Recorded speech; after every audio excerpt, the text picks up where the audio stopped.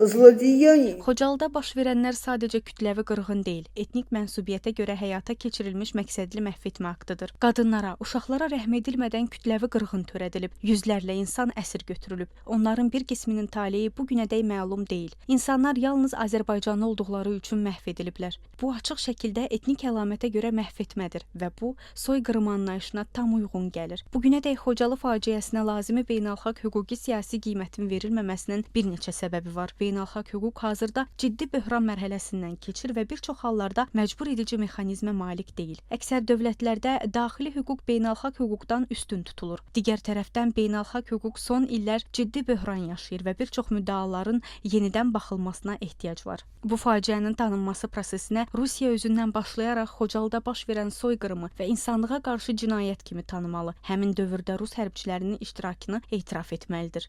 Mən inanmıram ki, bu hadisələr hərbi əmrin və ya 366-cı motatıcı alayın iştirakı olmadan baş verə bilərdi. Çünki erməni silahlı dəstələrinin nə texnikası, nə kifayət qədər canlı qüvvəsi, nə də bu miqyasda əməliyyat aparmaq təcrübəsi var idi.